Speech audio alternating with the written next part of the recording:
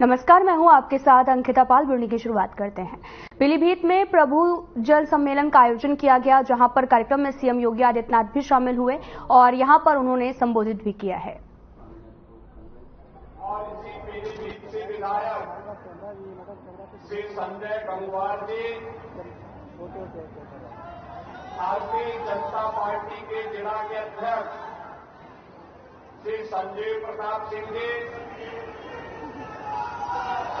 Bharatiya Janata party के प्रदेश के उपाध्यक्ष विधान परिषद सदस्य श्री संतोष सिंह जी, विधान परिषद सदस्य श्री रजनीकांत माहेश्वरी जी,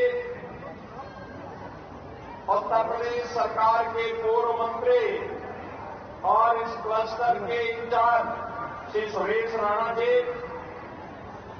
माननीय सांसद राज्यसभा श्री मिथिलेश कुमार जी, माननीय विधान परिषद सदस्य सुधीर गुप्ता जी, माननीय विधायकगण श्री बाबूराम पासवान जी, स्वामी प्रवक्तानंद जी, श्री विवेक वर्मा जी, पूर्व मंत्री डॉक्टर विनोद तिवारी जी, आज के हमारे जिला पंचायत के अध्यक्ष और अन्य हमारे पूर्व पदाधिकारीगण, पूर्व विधायकगण, चेयरमैन और अन्य ब्लॉक प्रमुखगण भारी संख्या में आज के इस प्रबुद्ध सम्मेलन में उपस्थित पीलीभीत संसदीय क्षेत्र से जुड़े हुए सभी उपस्थित बहनों और भाइयों, मैं आज के इस पावन धरा पर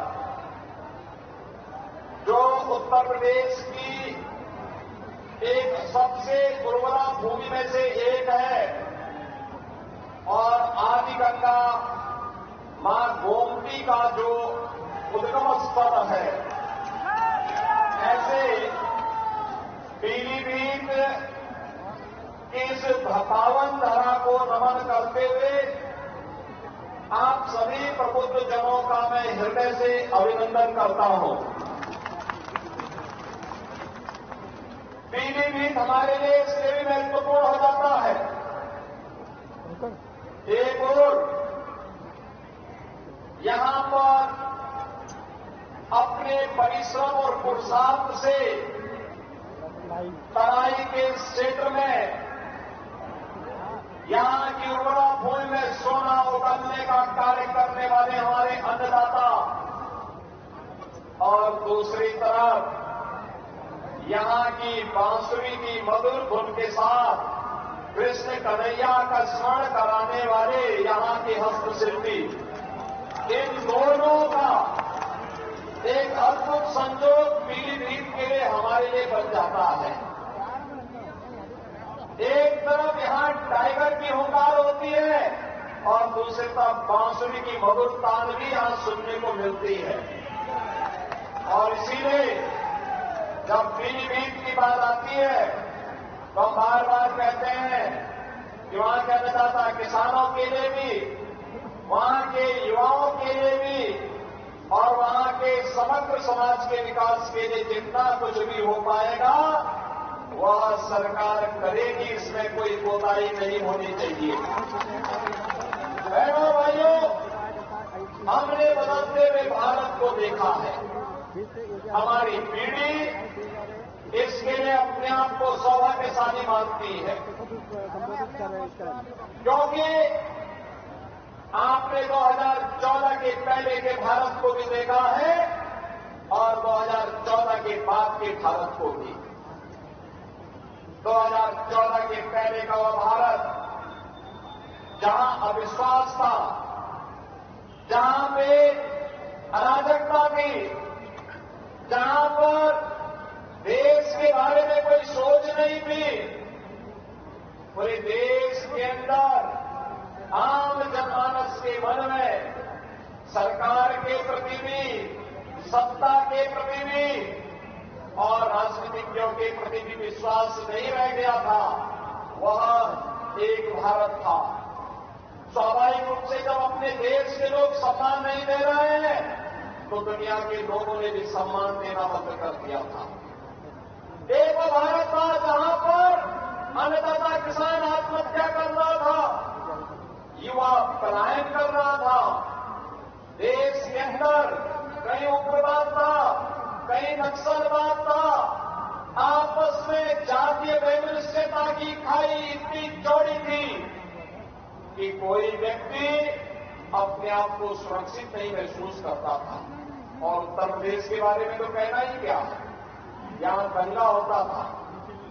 कभी सहारनपुर में सिख विरोधी दंगे हुए थे, कभी मुजफ्फरनगर में, कभी बरेली में, कभी बहेड़ी में, कभी मुरादाबाद में, कभी लखनऊ में। कोई कस्बा, कोई नगर, कोई जनपद नहीं बचा था जहां दंगे और कर्फ्यू की कहर लोगों ने न सहे थी। ये उत्तर प्रदेश की पहचान थी। बेटियां सुरक्षित नहीं थी, व्यापारी सुरक्षित नहीं था, उद्यमी पलायन कर रहा था। ये 2014 के पहले के भारत और पहले के उत्तर प्रदेश की स्थिति थी। आज 2024 में जो हम हैं, दुनिया के अंदर भारत का सम्मान बढ़ा है। दुनिया के अंदर जो भारतीय रहता है आज बड़े गर्व से कहता है कि मैं भारत का निवासी हूं। लोग पूछते हैं कौन कहां से, तो लोग कहते हैं हम उस भारत के निवासी हैं जिसको दुनिया का सबसे लोकप्रिय राजनेता श्री नरेंद्र मोदी जिस देश को नेतृत्व दे रहे हैं। हर भारतवासी गौरव के साथ आज प्रधानमंत्री मोदी जी के नेतृत्व में दुनिया में सम्मान प्राप्त कर रहा है। तो सीमाएं हमारी सुरक्षित हैं, पूरी तरह सुरक्षित हैं। कश्मीर में आतंकवाद समाप्त, पूर्वोत्तर के राज्यों का उग्रवाद समाप्त, नक्सलवाद समाप्त। अब देश के अंदर सुरक्षा का एक बेहतर वातावरण है। अब अन्नदाता आत्महत्या नहीं करता है, अन्नदाता अब उत्कर्ष की चरमता की ओर पहुंचने के लिए तैयार है। नौजवान पलायन नहीं करता है, आज का नौजवान स्वयं का स्टार्टअप स्थापित करता है। आज कोई बेटी अपने आप को असुरक्षित महसूस नहीं करती है, बल्कि अब वह फाइटर पायलट बनकर के भारत की सुरक्षा का सिग्नल करने के लिए अपने आप को तैयार करती है। बहनों और भाइयों, यह बदले हुए भारत की तस्वीर है।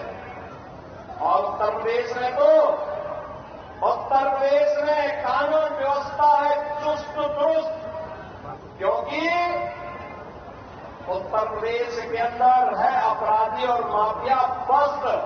हमने इसको पस्त किया तो उत्तर प्रदेश में बेटी और व्यापारी के साथ साथ पूरा उत्तर प्रदेश दंगा से मुक्त हो गया, दंगा से मुक्त हो गया। जो कार्य कभी नहीं हो पाया था, मोदी जी के 10 वर्ष के कार्यकाल के अंदर हमने उत्तर प्रदेश के अंदर उन कार्यों को जमीनी धरातल पर और देश के अंदर जमीनी धरातल पर होते हुए देखा है। एक नए भारत का हम दर्शन कर रहे हैं, एक ऐसा भारत जिसमें सुरक्षा भी है तो समृद्धि भी है, जिसमें नौजवान के लिए आजीविका है तो आम जन की आस्था के लिए सम्मान भी है, जहां पर कर्फ्यू तो पूरी तरह बंद हुआ है, लेकिन कांवड़ यात्रा धूमधाम से ले जाने की तैयारी भी चल रही है। बहनों भाइयों, ये उत्तर प्रदेश और ये देश आज अपनी विरासत और विकास की एक नई यात्रा के साथ आगे बढ़ रहा है। याद रखना, विरासत को विस्मृत करके कोई देश एक लंबी यात्रा आगे तय नहीं कर सकता। आज भारत अपनी विरासत और विकास दोनों में बेहतर समन्वय बनाकर के कार्य कर रहा है। आज उसी का परिणाम है। हाईवे बन रहे हैं, रेलवे की बेहतर कनेक्टिविटी हो रही है, मेट्रो लाइन बिछाए जा रहे हैं, IIT, IIM, triple IT, AIIMS जैसे संस्थान बन रहे हैं। डिस्ट्रिक्ट 1 मेडिकल कॉलेज के लक्ष्य को प्राप्त किया जा रहा है। आपका पीलीभीत जनपद भी को 1 डिस्ट्रिक्ट 1 मेडिकल कॉलेज के कारण आज मेडिकल कॉलेज प्राप्त किया है। और भाइयों, पीलीभीत में मेडिकल कॉलेज हो, ये सपना था, लेकिन आज ये सपना साकार हुआ। मैं आपको बधाई देता हूं और इसका श्रेय हमारे मंच में बैठे हुए जनप्रतिनिधियों का जाता है, जिन्होंने लगातार प्रयास किया।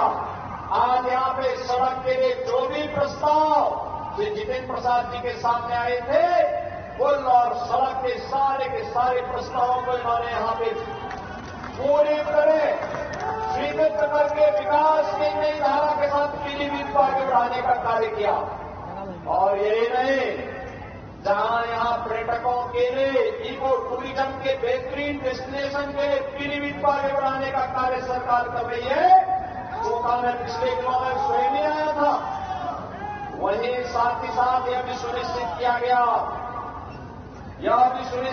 गया कि वन्य जीव और मानव के संघर्ष को रोकने के लिए जिन किसानों की जमीन जंगल के बीच में पड़ रही है, वहां पर हम इलेक्ट्रिक फेंसिंग की कार्रवाई करते हुए जंगली जानवरों से किसानों को बचाने के लिए व्यवस्था भी करेंगे।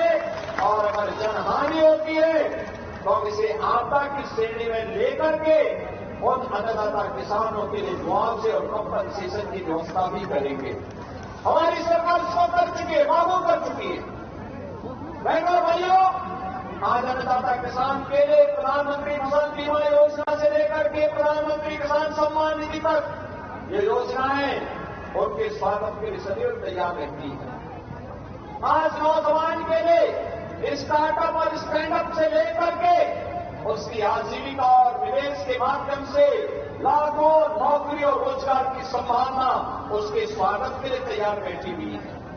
आज बेटी के जन्म लेने से लेकर के उसके शादी ब्याह तक के योग्य बनने पर उसके लिए मुख्यमंत्री कन्या सुमंगला योजना, प्रधानमंत्री मातृ वंदना योजना, बेटी बचाओ बेटी पढ़ाओ जैसी योजनाएं और तमाम ऐसी योजनाएं हैं, मुख्यमंत्री सामूहिक विवाह की योजनाएं, तमाम ऐसी योजनाएं हैं जो उनके लिए पूरी तरह उनकी सुरक्षा के लिए तैयार बैठी हुई है।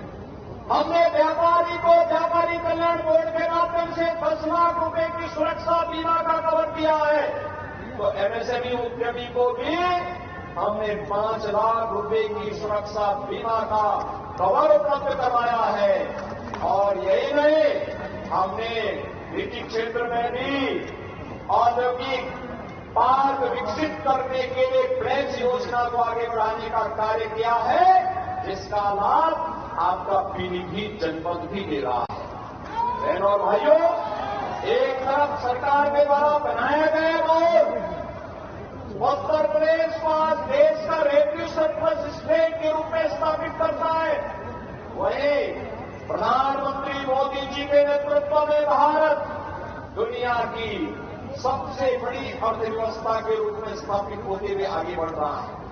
आपने देखा होगा जब 2014 में मोदी जी ने देश की बागडोर संभाली थी, तो बहनों और भाइयों, उस समय भारत दुनिया का 11वीं अर्थव्यवस्था के रूप में जाना जाता था। भारत उस समय एक विश्वगुरु देश के रूप में जाना जाता था। और मोदी जी के नेतृत्व में दुनिया की प्रतिस्पर्धा में आगे बढ़ते हुए आज भारत दुनिया का 5वीं बड़ी अर्थव्यवस्था है। और इसीलिए हम लोग कहें, मोदी जी को तीसरा कार्यकाल दीजिए, मात्र 3 वर्ष में ही भारत दुनिया की तीसरी बड़ी अर्थव्यवस्था के रूप में स्थापित होगा।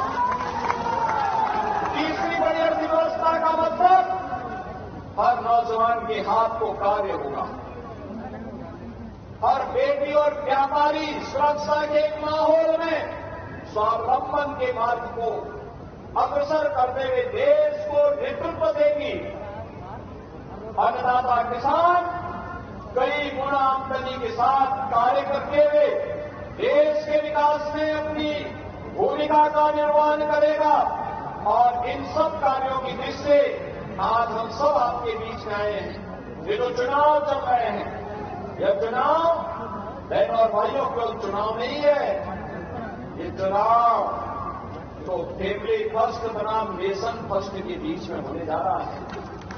याद करिए, सपा हो या कांग्रेस, उनकी ओर से उस पार्टी का अध्यक्ष केवल एक खानदान का ही व्यक्ति हो सकता है।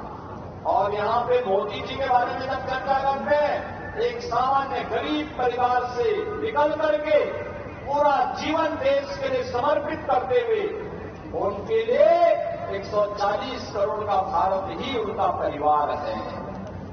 ये मोदी जी के कारण आज भारत के बारे में दृष्टिकोण बढ़ रहा है और इसीलिए जब ये चुनाव की बात आ रही है तो फैमिली फर्स्ट बनाम नेशन फर्स्ट, हमने परिवारवादियों को वोट देना है या देश के बारे में सोचने वाले लोगों को वोट देना है। और देश के बारे में सोच को अगर हम आगे बढ़ाते हैं तो ऐसे सुरक्षित और खुशहाल माहौल में आगे बढ़ने का एक अवसर हमें प्राप्त होता है। ये चुनाव माफिया राज बनाम कानून के राज में चुनाव है। सपा, कांग्रेस, बसपा के लोग आएंगे तो फिर माफिया राज भी साथ लेके आएंगे और भारतीय जनता पार्टी कानून के राज में विश्वास करती है, कानून के राज को स्थापित करने में विश्वास करती है और उसको प्रभावी ढंग से लागू करती है। ये चुनाव भ्रष्टाचार बनाम जीरो टॉलरेंस पर चुनाव हो रहा है। भ्रष्टाचारी गरीब का ऐसे हड़पते रहेंगे, गरीब का हिस्सा ऐसे हड़पते रहेंगे कि और भ्रष्टाचारियों के साथ जेल में होनी चाहिए। ये तय करने के लिए इस प्रकार की दृढ़ इच्छा शक्ति। सीएम योगी आदित्यनाथ पीलीभीत पहुंचे थे, जहां पर उन्होंने प्रबुद्ध जन सम्मेलन का आयोजन में संबोधित भी किया और साथ ही वोट के बारे में भी लोगों को जागरूक किया। और यहां पर लगातार उन्होंने बात की अर्थव्यवस्था की और साथ ही गुंडा राज की। उन्होंने साफ तौर पर कहा कि जब भी यहां पर आते थे तो बहुत ज्यादा गुंडा राज था, लेकिन कुछ ही समय बाद में जब से सरकार बनी तब से लगातार जो देश है वो विकसित हो रहा है। तो बढ़ते हैं आगे, आपको लेकर चलते हैं कर्नाटका, जहां पर शक्ति केंद्र प्रमुख सम्मेलन का आयोजन किया गया, जहां पर गृह मंत्री अमित शाह ने भी संबोधित किया है। मेरा नमस्कार, आप सभी को प्रणाम। सबसे पहले मैं थोड़ा लेट हो गया हूं। सुबह से पार्टी की मीटिंगें चल रही थी, आप लोगों को काफी समय तक प्रतीक्षा करनी पड़ी है, इसलिए मैं आप सबसे क्षमा मांगकर मेरी बात की शुरुआत करता हूं। भाई और बहनों, हम सब यहां पर आने वाले लोकसभा चुनाव की तैयारी के लिए बैठे हैं। आने वाले लोकसभा चुनाव में एक और भारतीय जनता पार्टी और एनडीए है, जो हमारे प्रधानमंत्री नरेंद्र मोदी जी की ओर से है और मोदी जी के नेतृत्व में हम चुनाव के मैदान में हैं। और दूसरी ओर परिवारवादी और भ्रष्टाचारियों का गठबंधन, ये इंडी अलायंस है। पूरे देश भर में मैं लगभग 60% राज्यों में दौरा कर चुका। मैं जहां पर भी गया, युवा हो, महिला हो, किसान हो, गरीब हो, शहर हो, गांव हो, जहां भी गया सभी लोग मोदी मोदी मोदी मोदी के नारे लगाए। हमारे प्रधानमंत्री मोदी जी ने भारतीय जनता पार्टी के सभी कार्यकर्ताओं के सामने 400 पार का लक्ष्य रखा है और इस बार मैं कर्नाटक की जनता का 2 चुनावों के लिए आभार व्यक्त करना चाहता हूं। 2014 में भारतीय जनता पार्टी कर्नाटक की जनता के सामने आई, आपने 43%, 43% वोट के साथ हमें 17 सीटें दी, 17 सीटें दी। 2019 में दोबारा आए, आपने 51% वोट, 51% वोट के साथ 25 सीटें दी। मगर इस बार मेरी कर्नाटक की जनता को और सभी कार्यकर्ता को मेरा विनंती है कि 51% से काम नहीं होता, 60% और 28 की 28 सीटें भारतीय जनता पार्टी के गठबंधन को देना है। और मैं बड़े विश्वास के साथ कार्यकर्ता को बताने आया हूं, मोदी जी के नेतृत्व में भारतीय जनता पार्टी और जेडीएस का गठबंधन सभी 28 की 28 सीटें जीतकर कांग्रेस का अकाउंट नहीं खोलने देंगे। मुझे बताओ भाई, आप लोग सभी 28 की 28 सीटों के लिए तैयार हो क्या? अरे ऐसे नहीं बोलते, जोर से बोलो, तैयार हो क्या? बेंगलुरु शहर की सभी सीटें प्रचंड बहुमत से भाजपा जीतेगी क्या? यही मोड़ पूरे देश भर के अंदर दिखाई पड़ता है। इनका कारण पसंदगी किसके बीच में? एक और नरेंद्र मोदी जी है, जिन्होंने 23 साल तक मुख्यमंत्री और प्रधानमंत्री के रूप में काम किया। 23 साल तक, और 23 साल में विरोध पक्ष वाले मोदी जी पर 25 पैसे का भ्रष्टाचार का आरोप नहीं लगा पाए। मोदी जी ने 23 साल तक पारदर्शिता के साथ, ट्रांसपेरेंसी के साथ इस देश को एक एग्जाम्पल सेट करने का काम किया है। और दूसरी ओर एक घमंडिया गठबंधन, इंडी अलायंस, ये भ्रष्टाचारियों का कुनबा। कांग्रेस शासन में 12 लाख करोड़ रुपए का घोटाला भ्रष्टाचार हुआ। 10 साल मनमोहन सोनिया की सरकार में 12 लाख करोड़ का भ्रष्टाचार हुआ। डीके शिव कुमार जी को तो भ्रष्टाचार से परहेज ही नहीं। मगर मैं जानता हूं, कर्नाटक की जनता भ्रष्टाचार को पसंद नहीं करती। मैं एक के बाद एक घोटाला बोलता हूं। मुझे बताओ भाई, कोल ब्लॉक का घोटाला किसने किया? जोर से बोलो, किसने किया? कॉमनवेल्थ का घोटाला किसने किया? 2G का घोटाला किसने किया? हिमाचल में सेब की बिक्री में घोटाला किसने किया? INX मीडिया का घोटाला किसने किया? एयरसेल का घोटाला किसने किया? अंतरिक्ष देवास का घोटाला किसने किया? लैंड फॉर जॉब का घोटाला किसने किया? जम्मू कश्मीर क्रिकेट एसोसिएशन का घोटाला किसने किया? एम्ब्रेयर डील में घोटाला किसने किया? हॉक एयरक्राफ्ट का घोटाला किसने किया? अगस्ता वेस्टलैंड हेलीकॉप्टर का घोटाला किसने किया? अब 12 लाख करोड़ के घपले, घोटाले, भ्रष्टाचार करने वाली कांग्रेस मोदी जी के साथ स्पर्धा। देश की जनता के सामने स्पष्ट विकल्प है। एक और 23 साल तक एक पैसे का भ्रष्टाचार करे बगैर शासन करने वाले नरेंद्र मोदी जी, और दूसरी ओर 12 लाख करोड़ का घपला घोटाला करने वाली कांग्रेस पार्टी। मित्रों, ये लोग जब भी पावर मिलती है न केवल भ्रष्टाचार करते हैं, वो कुछ भी करे, उनका मन जनता की सेवा में नहीं लगता।